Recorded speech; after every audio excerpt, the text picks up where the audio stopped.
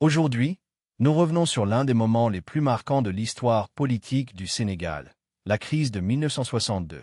Un événement qui a profondément changé la trajectoire du pays et qui pose encore une question sensible.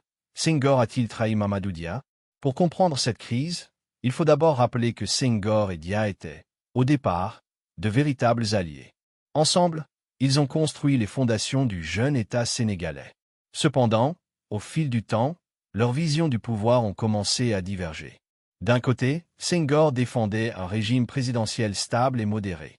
De l'autre, Mamadou Dia voulait un gouvernement plus fort, plus socialiste et prêt à mener des réformes profondes. Ainsi, une tension silencieuse s'installait au sommet de l'État.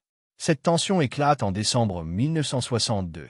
En effet, alors que l'Assemblée prépare le budget de 1963, des députés proches de Senghor tentent de déposer une motion de censure contre le gouvernement de Dia. Or, Mamadou Dia juge cette initiative anticonstitutionnelle. Il interdit donc aux députés de voter, ce qui provoque un véritable choc politique. À partir de ce moment, Senghor accuse Dia de vouloir bloquer les institutions, allant jusqu'à parler de tentative de coup d'État parlementaire.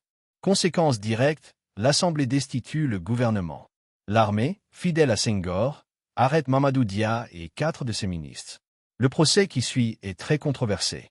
Beaucoup y voient un procès politique destiné à écarter un rival devenu trop influent. Dia est condamné à la réclusion à perpétuité. Il ne sera libéré qu'en 1974.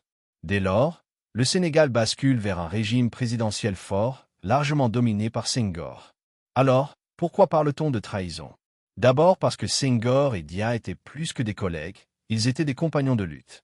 Cependant, l'arrestation de Dia a été vécue comme une rupture brutale de cette confiance. De plus, de nombreux historiens estiment que Dia n'a jamais tenté de coup d'État. Ainsi, beaucoup pensent que les accusations ont été exagérées, voire fabriquées, pour neutraliser un projet politique jugé trop audacieux. Enfin, les réformes radicales que Dia voulait mener inquiétaient certains groupes influents. Senghor aurait donc choisi la stabilité, au prix de l'éviction de son ancien allié. En somme, la crise de 1962 n'est pas seulement un conflit institutionnel.